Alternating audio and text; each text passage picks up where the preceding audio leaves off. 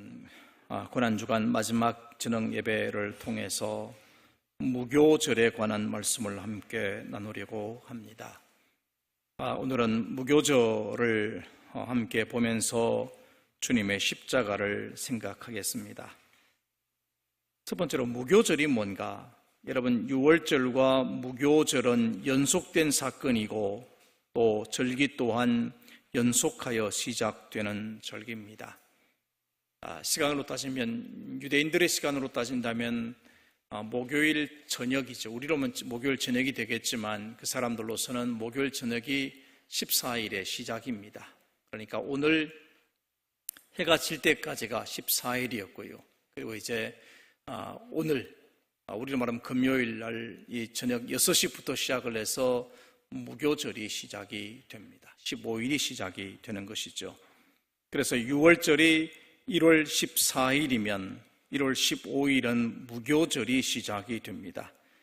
그러니까 이제 무교절에 들어가서 이 무교절이 일주일 동안 계속 되게 되고요. 그 다음에 무교절이 지난 다음 날이 됩니다. 그러니까 오늘부터 내일 저녁까지는 무교절이 되고 그 다음 날, 우리로 말하면 주일날이죠. 이제 주일날 그날이 어떤 날이 되냐면 초실절이 됩니다. 그날이 우리로서는 부활절이 되겠습니다. 자, 무교절에 원칙이 있습니다. 첫째는 집안에 누룩을 없애야만 한다. 누룩이 조금이라도 있으면 그것은 하나님의 무교절 규율을 범하게 되는 것입니다. 두 번째, 빵은 무교병 빵만을 먹어야만 됩니다. 유교병은 절대로 먹을 수 없었습니다. 무교절은 7일 동안 지켜야만 했습니다. 그리고 첫날과 마지막 날은 성회로 노동을 하지 말아야 했습니다. 그러니까 안식일처럼 노동하지 말고 성회로 지켜야 했다. 무교절 동안에는 날마다 화제를 드려야만 했습니다.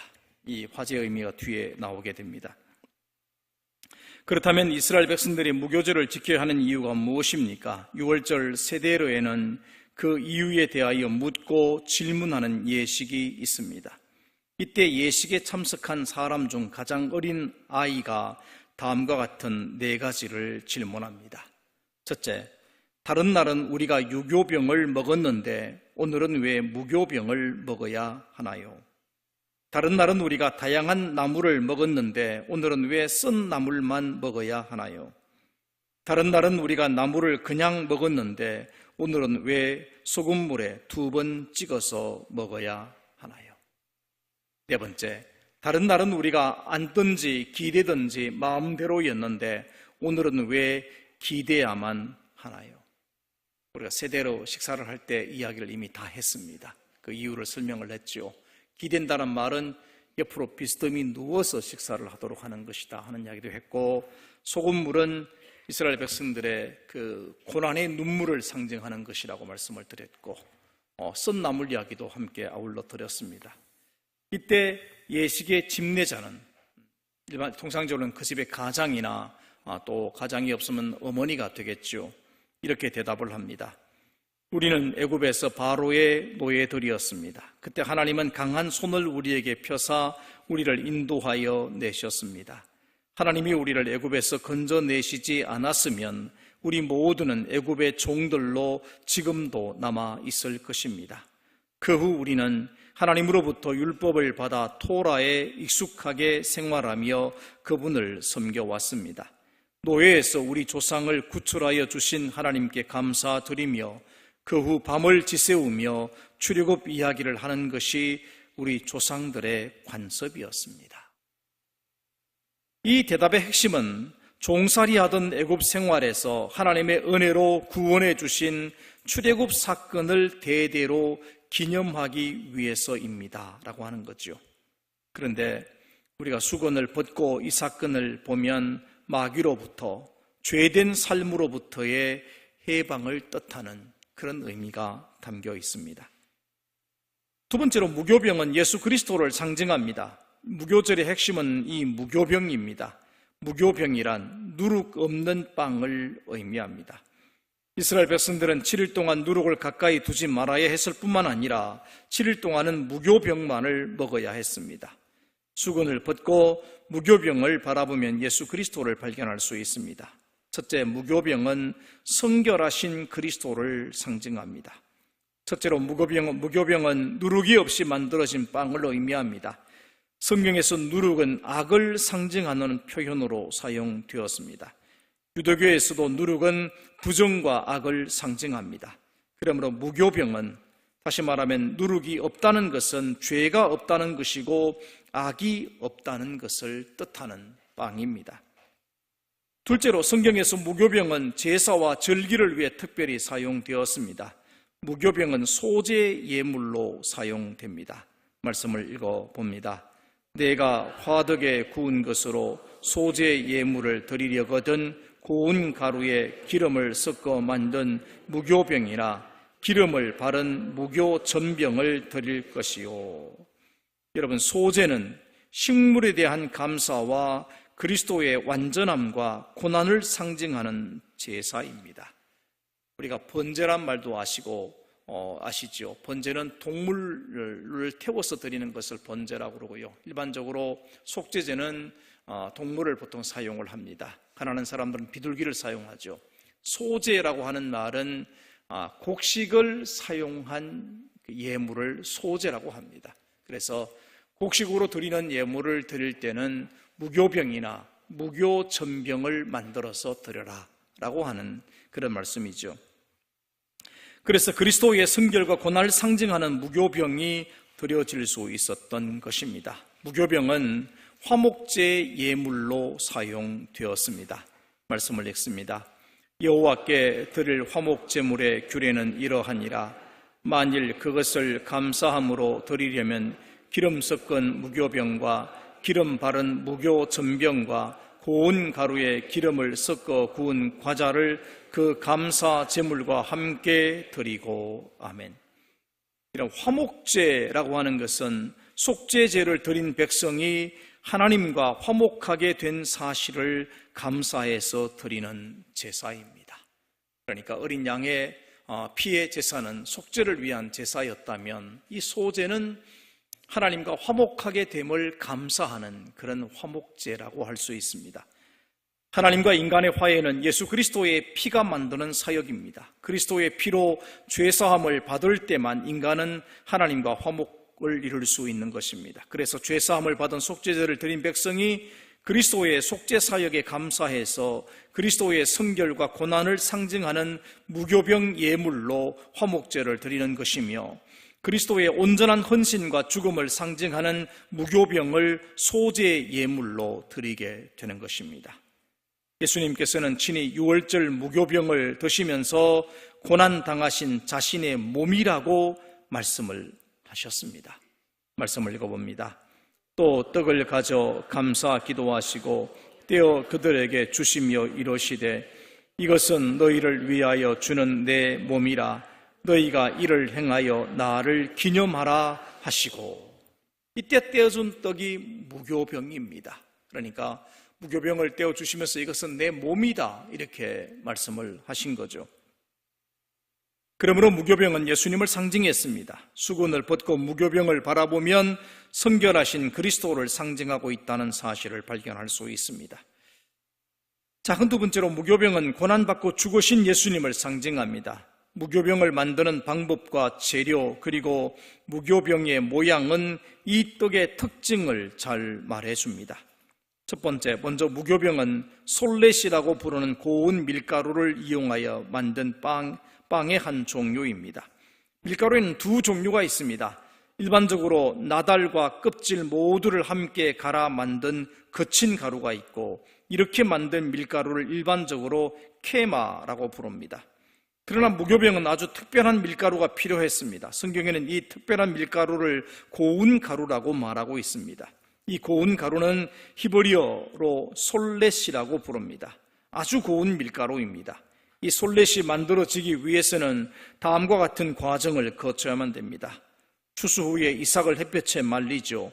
장대로 때려서 미라를 떨어뜨립니다. 키질로 알곡과 죽정이를 나누고 알곡을 손바닥으로 문지르고 주먹으로 때려서 밀껍질을 느슨하게 만듭니다. 그리고 미라를 맷돌에 넣어서 갈게 되는데, 이때는 가루를 만들기 위해서가 아니라 껍질을 벗기기 위한 그런 맷돌질을 하게 되죠. 그 다음에 채를 이용해서 껍질을 분리해 냅니다. 그런 다음에 고운 맷돌로 알갱이를 다시 갑니다. 또 채로 걸러냅니다. 탈무드의 기록에 의하면 이 고운 가루를 만들기 위해서 11번 채질을 했다고 합니다. 고운 가루가 되어서 무교병이 되기까지는 부서지고 채로 걸러지는 과정이 반복되었습니다. 고운 가루가 만들어지는 이 모든 과정은 시험이고 고난이며 자기 희생입니다. 베드로전서의 말씀을 읽어봅니다. 친히 나무에 달려 그 몸으로 우리 죄를 담당하셨으니 이는 우리로 죄에 대하여 죽고 의에 대하여 살게 하려 하심이라. 그가 채찍에 맞음으로 너희는 나음을 얻었나니. 아멘. 바로 이 무교병은 우리를 대신해서 고난받으신 예수님의 모습을 상징하고 있는 것입니다. 두 번째로는 레위기 2장 4절에 속에 소재를 위해 고운 가루에 기름을 섞어 화덕에 구워 만든 무교병을 칼라마짜라고 부르고 있습니다. 칼라는 고운 가루에 기름을 섞어 불에 구운 과자를 가리키는 전문 용어이고, 이 칼라는 다치다, 뚫고 나가다, 찌르다를 의미하는 동사 칼날에서 파생된 단어입니다. 그래서 학자들은 칼라라고 불려지는 떡은 불에 거슬리고 구멍을 가진 떡으로 취급하였습니다. 역시 여러분 혹시 기억나시나요? 진설병의 떡은 가운데가 구멍이 뚫어져 있다는 거 기억하십니까? 그 구멍을 그냥 뚫어 놓은 것이 아닙니다. 구멍을 뚫은 것은 굉장히 깊은 의미가 있어요. 그게 고난과 또 여러 가지 의미들이 함께 담겨져 있어서 가운데 구멍을 뚫어서 떡상에 올리도록 그렇게 되어 있는데, 여기 지금 칼라마짜도 마찬가지입니다. 칼라가 그런 것입니다. 마짜는 누룩을 넣지 않고 만든 빵입니다. 레위기 2장 5절은 고운 가루와 기름을 섞어 번철에 구운 무교병도 언급하고 있습니다. 이렇게 볼 때 무교병은 기름을 섞어 누룩 없이 반죽한 후 화덕에 구웠거나 번철에 구웠던 것으로 생각할 수 있습니다. 그래서 유월절 예식에 사용되는 무교병은 반드시 불에 거슬려야만 합니다. 이 떡이 바로 그리스도의 고난과 희생을 의미합니다. 말씀을 다시 한번 읽습니다. 그가 찔림은 우리의 허물 때문이요 그가 상함은 우리의 죄악 때문이라. 그가 징계를 받음으로 우리는 평화를 누리고 그가 채찍에 맞음으로 우리는 나음을 받았도다. 아멘. 바로 무교병은 우리를 대신해 고난받으신 예수님의 모습입니다. 작은 세 번째로 무교병은 생명 되신 그리스도를 상징합니다. 무교병은 우리의 생명 되신 예수 그리스도를 상징하는 것입니다. 말씀을 읽습니다. 예수께서 이르시되 나는 생명의 떡이니 내게 오는 자는 결코 줄이지 아니할 터이요 나를 믿는 자는 영원히 목마르지 아니하리라. 아멘. 그러므로 무교절 이스라엘 백성들이 먹었던 무교병은 예수님을 의미합니다. 예수님은 십자가에 돌아가심으로 모든 믿는 사람들에게 생명의 떡이 되셨습니다. 예수님으로 비유되는 이 무교병은 다음과 같은 의미가 있습니다. 영적 생명은 오직 예수님으로부터만 얻을 수 있다는 것입니다. 세상에 그 어느 것으로부터도 영적 생명을 얻을 수 없습니다. 또한 예수님을 통하여 그 생명이 지탱될 수 있습니다. 그래서 예수님께서는 자신을 생명의 떡으로 비유를 하셨습니다. 요한복음 6장에는 생명의 떡이 되시는 예수님에 대하여 자세히 기록해 주고 있습니다. 요한복음 6장의 말씀은 요한복음 5장의 오병이어 사건과 아주 밀접한 관련이 있습니다. 오병이어 사건 이후에 많은 사람들이 예수님께 몰려들었습니다. 사람들의 관심은 오직 육체의 배고픔을 해결해 주는 떡에 관심이 쏠렸습니다. 그러나 예수님은 이 기회를 영적 양식이 되시는 예수님 자신을 가르치는 기회로 사용을 하셨습니다. 나는 하늘에서 내린 참떡이다, 이렇게 말씀을 하셨어요. 말씀을 읽습니다. 예수께서 이러시되 내가 진실로 진실로 너희에게 이르노니 모세가 너희에게 하늘로부터 떡을 준 것이 아니라 내 아버지께서 너희에게 하늘로부터 참떡을 주시나니. 아멘. 만나, 그것이 참떡이 아니고 하나님이 하늘로부터 주시는 참떡은 예수 그리스도이시다, 이렇게 말씀하고 있는 겁니다. 예수님은 하나님의 떡이라고 말씀을 하셨어요. 같이 읽습니다. 하나님의 떡은 하늘에서 내려 세상에 생명을 주는 것이니라. 아멘. 예수님은 자신을 생명의 떡이라고 말씀하셨어요. 다시 한번 읽습니다. 예수께서 이러시되 나는 생명의 떡이니 내게 오는 자는 결코 줄이지 아니할 터이요 나를 믿는 자는 영원히 목마르지 아니하리라. 아멘. 그리고 이 떡은 바로 세상의 생명을 위한 내 살이라고 말씀을 하십니다. 즉 예수님께서는 십자가에 돌아가심으로 모든 사람의 영적인 양식, 즉 생명의 떡이 되심을 의미합니다. 이에 대한 그리스도의 가르침은 제자들과의 마지막 유월절 식사에서 다시 한번 명확하게 가르쳐 주셨습니다. 말씀을 읽습니다. 그들이 먹을 때 예수께서 떡을 가지사 축복하시고 떼어 제자들에게 주시며 이르시되 받아서 먹어라, 이것은 내 몸이니라 하시고. 아멘. 정말 우리가 수건을 벗고 다시 말하면 영적인 눈으로 본다면 무교병을 보면 생명의 떡으로 오신 그리스도를 상징했다는 것을 알 수 있습니다. 또한 무교병은 구별된 삶을 요구하는 것을 상징합니다. 성경에서 누룩은 악을 상징하는 표현으로 사용되었죠. 유대교에서도 누룩은 부정과 악을 상징합니다. 그래서 유월절과 무교절 기간 동안 오직 누룩 없는 무교병을 먹도록 하였습니다. 말씀을 읽어봅니다. 너희는 이래 동안 무교병을 먹을지니 그 첫날에 누룩을 너희 집에서 제하라. 무릇 첫날부터 일곱째 날까지 유교병을 먹는 자는 이스라엘에서 끊어지리라. 아멘. 유대 백과사전에는 유월절과 무교절을 준비하는 것에 대해서 언급하고 있는데 요약하면 이렇습니다. 무교병 찾는 예식 전에는 어떠한 일도 어떠한 음식을 먹는 것도 금한다. 조용하고 엄숙한 마음으로 무교병을 찾으며 마음을 집중하기 위해서 소등하고 등잔이나 촛불을 이용한다. 발견된 무교병은 소화가 가능한 봉지에 버릴 수 있는 나무젓가락을 이용해서 조심스럽게 담고 그 입구를 견고하게 밀봉한 후 다음 날 태우기 위해 따로 보관한다.